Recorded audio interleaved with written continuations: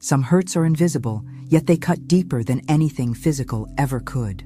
What happens when you give everything to those you love, and in return, they turn their backs on you? In this story, Helen, a mother and grandmother, tries to reconnect with her family, only to be crushed by the very people she thought would cherish her. But what if the greatest strength comes from standing up in silence, and the quietest acts of revenge are the most powerful? Let me take you through this journey. Subscribe to the channel and tell me in the comments where you're watching from. The story starts now. I've always believed that family was supposed to be everything. Growing up, my own family wasn't perfect, but I had my parents, my siblings, and a bond that felt unbreakable. When I married Tom, we promised we'd create something even stronger, something that would last for generations. But when Tom passed away last year, I felt like the foundation of my life crumbled right beneath my feet. I was left alone. No husband, no sense of direction. And so I began to search for something, anything, that would bring a spark back into my life. I thought that maybe, just maybe, I could rekindle something with my daughter, Amanda.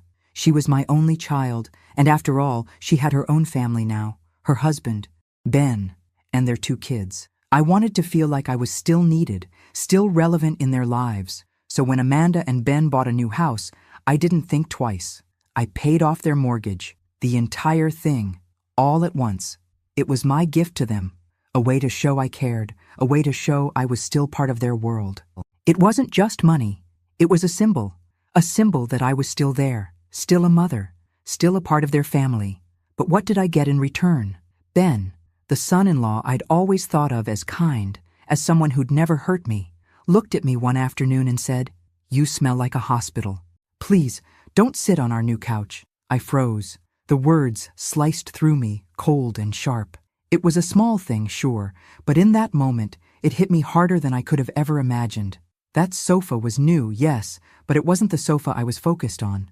It was the way he looked at me, the way he spoke to me, as if I didn't matter, as if I was some inconvenience. I wanted to scream, I wanted to cry, but instead, I forced a smile and left the room. That's what a mother does, right? She sacrifices. She puts her own feelings aside for the good of her children. At least, that's what I always told myself. As I walked out of their living room, I couldn't shake the feeling that something inside me had snapped. I had given them everything. I had given them my love, my money, my time. And this was how they repaid me? With disdain? With coldness? It was more than I could bear, but what could I do? I was just their mother. I was just the person who had helped them, who had tried to build a bridge between us. That night, I stayed in my own home, alone. I cried, not for what had happened that day, but for the years I had spent giving everything of myself to my family, and yet feeling like I had nothing left to show for it. The next few weeks were even worse. Ben didn't change, didn't apologize. Amanda didn't even acknowledge it. But every time I went to their house, I could feel the distance growing between us. It wasn't just the physical space, the couch that I wasn't supposed to sit on. It was the emotional distance. I was an outsider in my own family, and worse, I was invisible. I wanted to fix it. I wanted to find a way back into their hearts. But with every passing day, it felt like the door was closing more tightly, and with every cold interaction, I could feel my heart slowly breaking. But one thing was becoming crystal clear. I was no longer willing to accept this. I had been giving, sacrificing, and loving for years, only to be met with cruelty and disregard.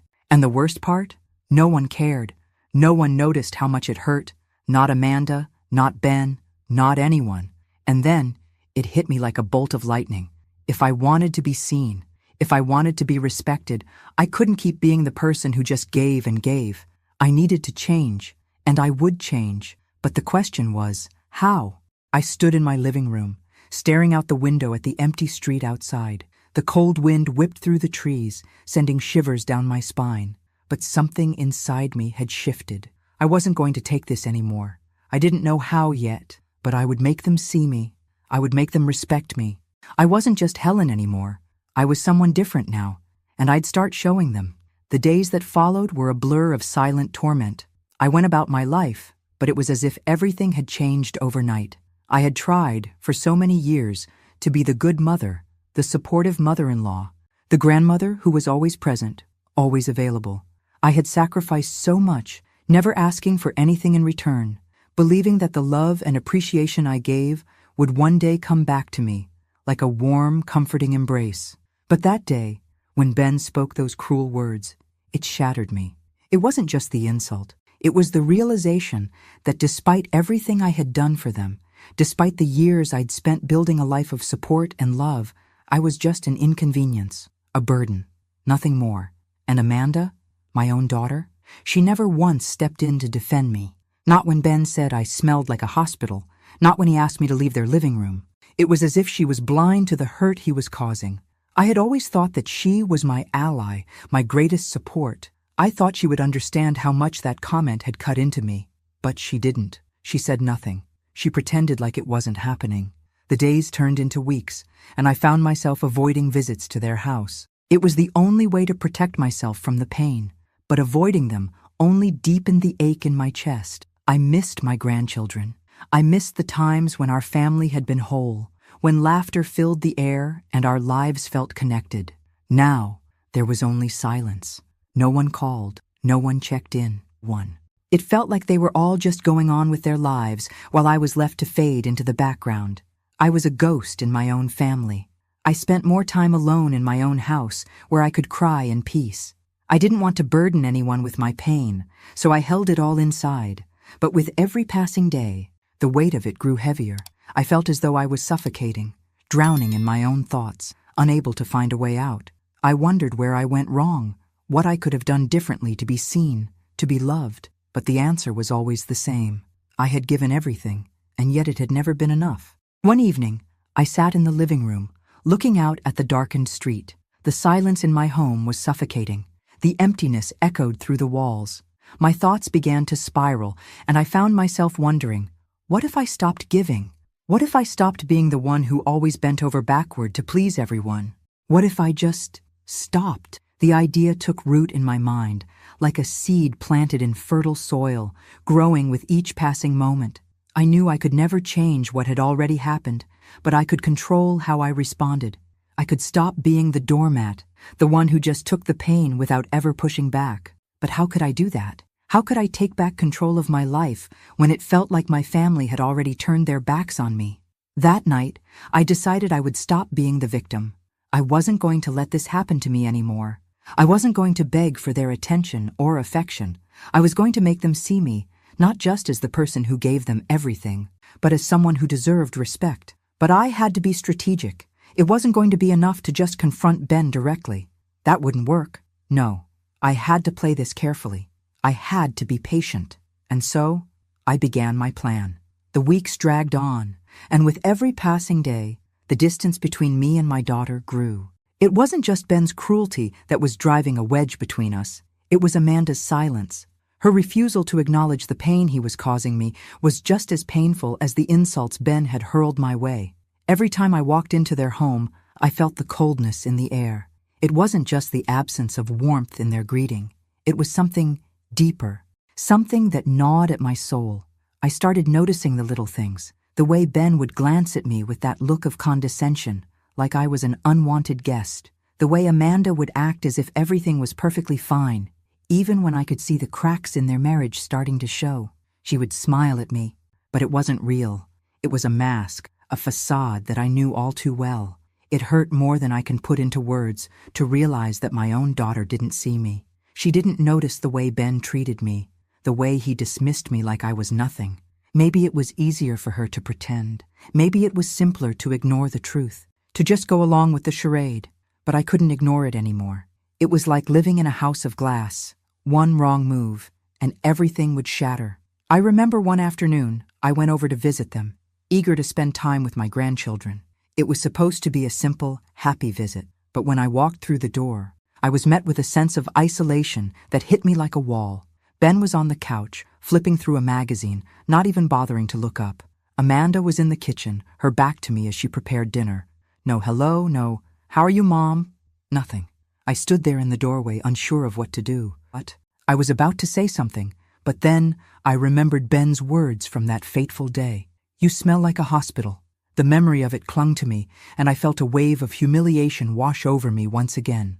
I took a deep breath, forced a smile, and walked into the kitchen. Amanda barely acknowledged me, her eyes flicking to me for a moment before she turned back to what she was doing. It was like I wasn't even there. Need any help? I asked, trying to sound casual. Amanda didn't even pause. No, Mom. I'm fine. I swallowed the lump in my throat, forcing myself not to break down right then and there. This wasn't supposed to be how it was supposed to be. I had envisioned this time with my daughter and grandchildren to be filled with love and warmth, but all I felt was an overwhelming sense of rejection. Ben, who had been sitting on the couch, got up and walked into the kitchen. He didn't even glance at me, just brushed past me like I wasn't worth acknowledging. I could feel my heart sinking with every step he took away from me.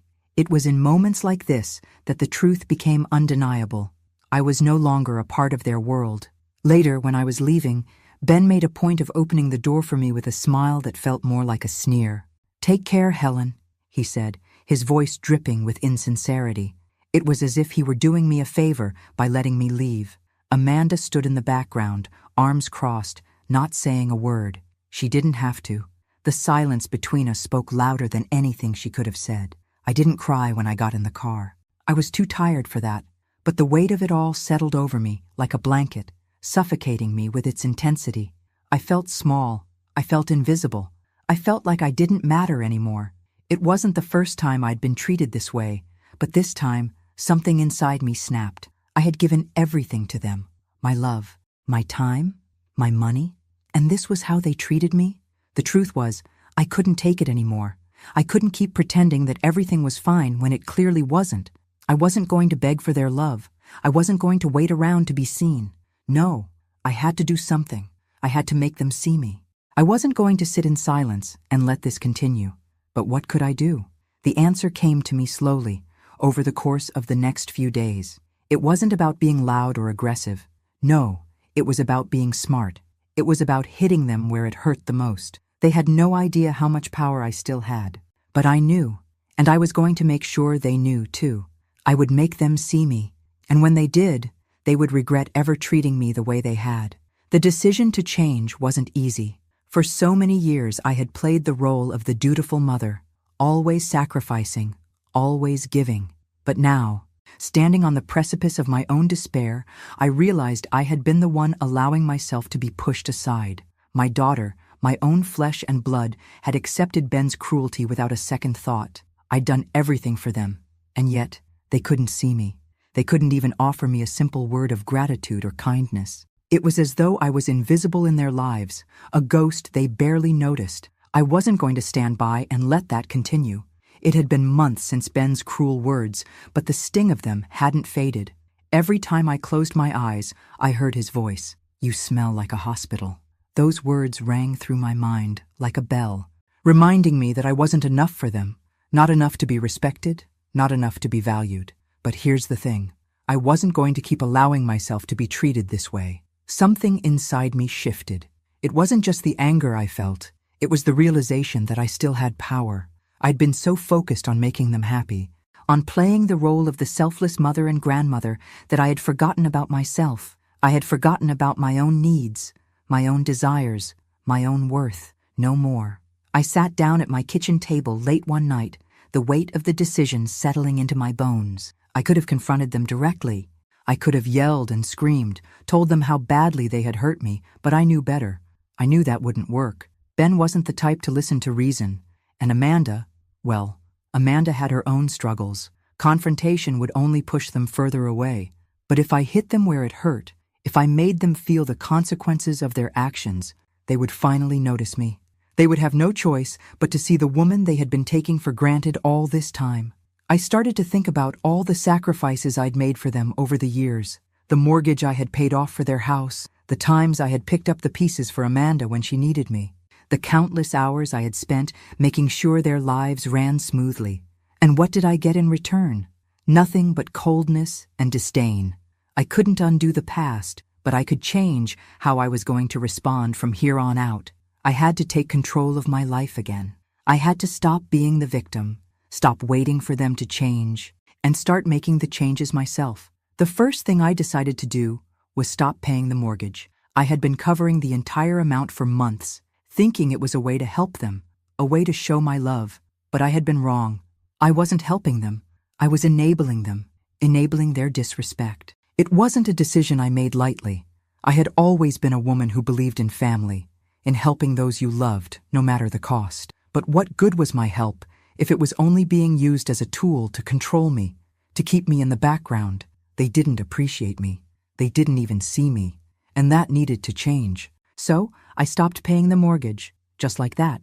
The following weeks were tense, but I kept my resolve. I refused to call or check in. I didn't want to know what was happening in their lives anymore. If they wanted me, they would have to come to me. They would have to see me, really see me, for the first time in years. At first, nothing happened.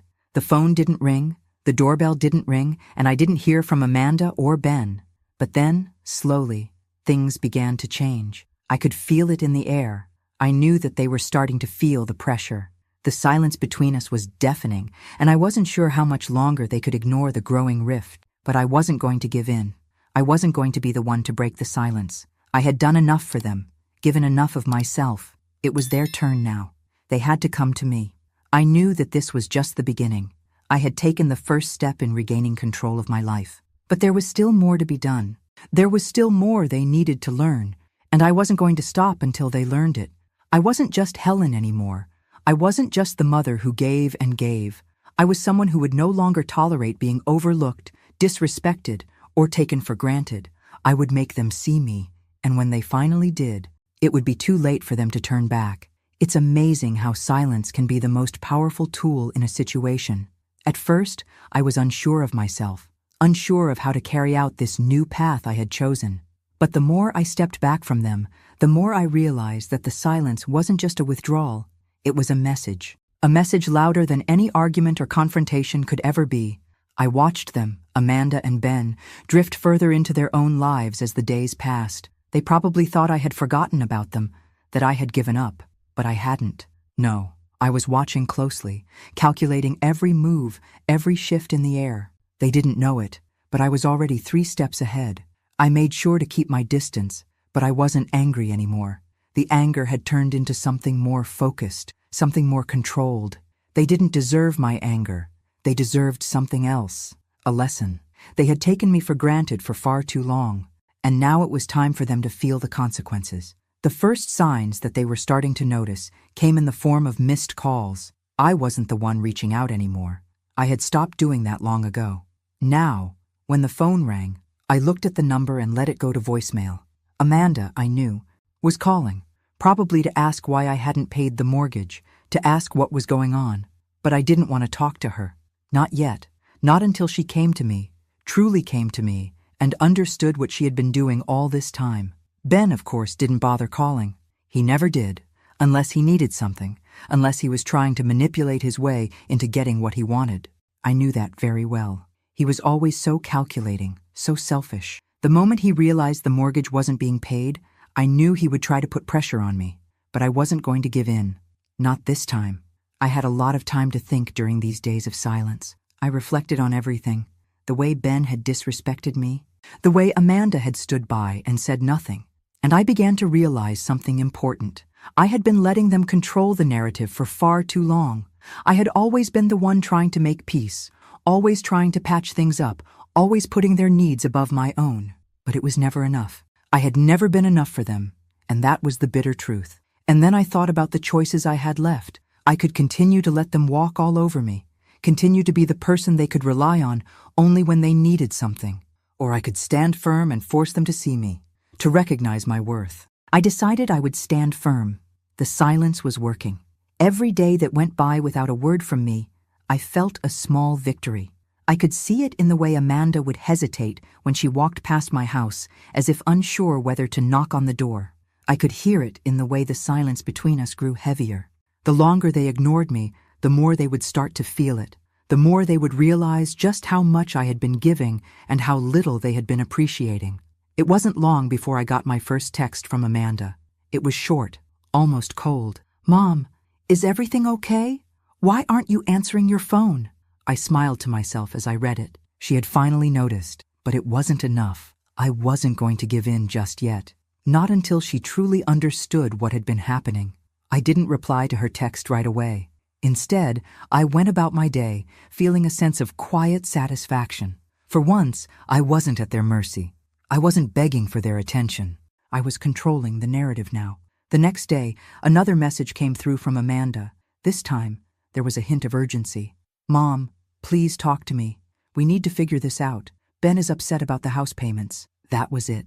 She was finally starting to see the cracks in the foundation of their perfect little world. The first real sign that they were beginning to feel the pressure. But Ben's distress didn't concern me. It never had. It was Amanda's reaction that mattered. She was the one who needed to come to terms with what had been happening all along.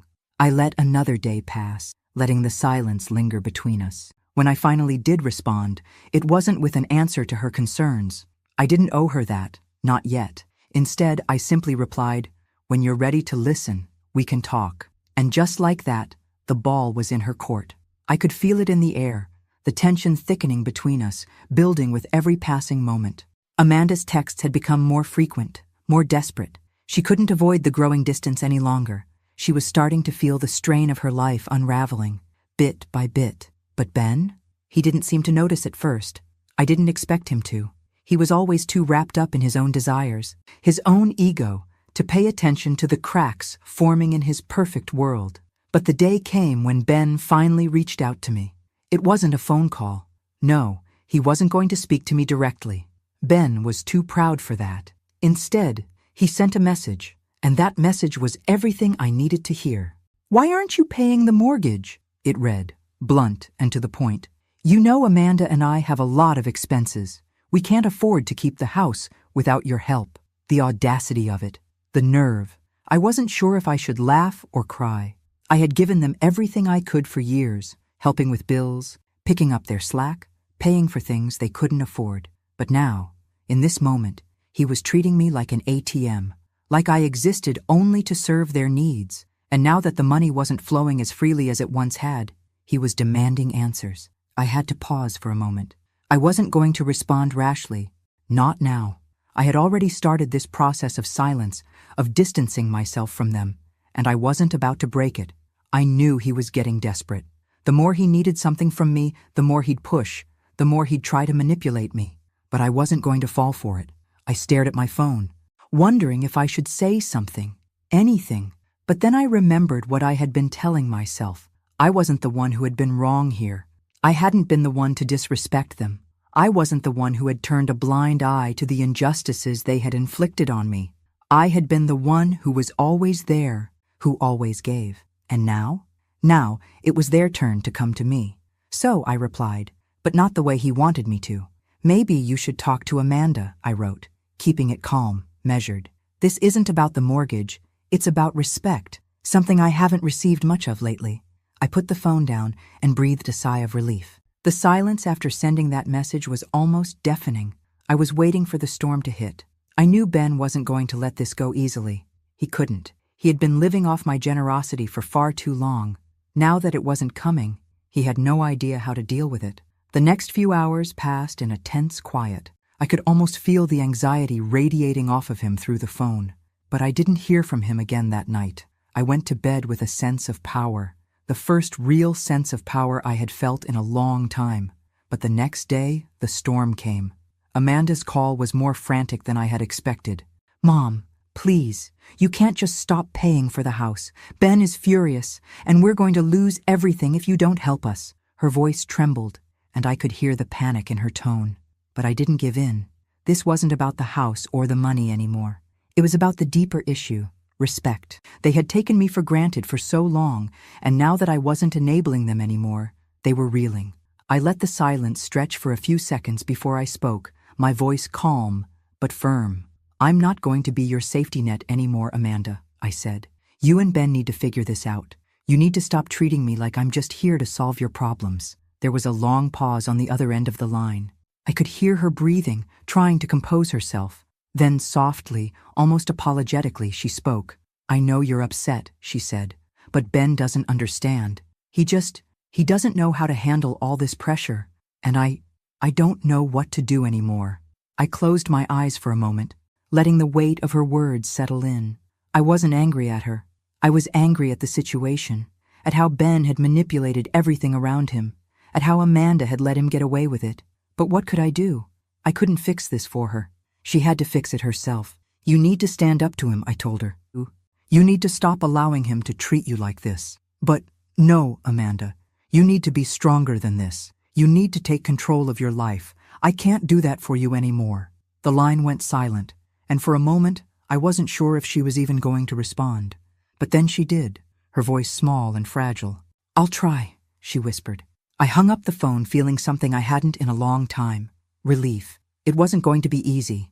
I knew that. But Amanda had to make her own decisions now. She couldn't keep using me as a crutch to avoid the truth. The stage was set now. Ben's desperation was only going to grow. And when he pushed hard enough, I would be ready. But for now, I had to let him feel the weight of his own actions. I had already given them everything I could. Now, they had to see the cost of their neglect. The days that followed felt like a pressure cooker slowly reaching its boiling point. Ben was no fool. The moment he realized I wasn't going to bail him out, the full extent of his temper began to show. The messages and calls from Amanda continued to pour in, but it wasn't the frantic, pleading messages that got to me. It was Ben's silent retaliation that made my stomach churn. At first, the silence between us was a sort of weapon. It was calculated, but the more I watched Amanda struggle with it, the more I realized that the silence was no longer enough. Something else was happening beneath the surface, something that I hadn't fully understood before. Ben was beginning to show his true colors, and it wasn't pretty. It started with little things, but I began to notice them all. Amanda would mention offhandedly that Ben seemed more on edge lately, more irritable, more distant. She didn't seem to connect it to the fact that he was losing control over his life. He couldn't fix the house without my money. And Amanda, for all her attempts to pretend it wasn't happening, was starting to feel the cracks too. Ben would bark at her over small things, nothing major, just sharp words here and there. The same words he used on me, only now they were directed at her. I remember one evening, I decided to check in on my grandchildren, hoping that maybe, just maybe, I could still be part of their lives in some way, even if it was through the smallest of gestures. When I arrived at their house, I could feel the tension in the air even before I walked through the door. Amanda was in the kitchen, her back to me, trying to get dinner ready. The kids were playing in the living room, but the moment I stepped inside, the house seemed eerily quiet. Ben was sitting on the couch, his eyes glued to his phone. He didn't even look up when I walked in. Not a greeting, not a hello, not even a glance. I could feel his resentment like a heavy cloud, suffocating everything around me. I wanted to leave. I really did. But something inside me held me there. I wasn't going to let him chase me away. Not anymore. I had every right to be there, and I wasn't going to let him make me feel like I was the one in the wrong. Amanda, do you need help with dinner? I asked, trying to break the silence. But she didn't answer. She didn't even turn around. I could hear the faint sound of Ben's voice from the living room, snapping at the kids to be quieter, his tone sharp, like broken glass. I swallowed the lump in my throat. The tension in the house was palpable. This wasn't the home I had once imagined for my daughter, the one filled with warmth and love. This place felt suffocating, full of anger and fear. Amanda, honey?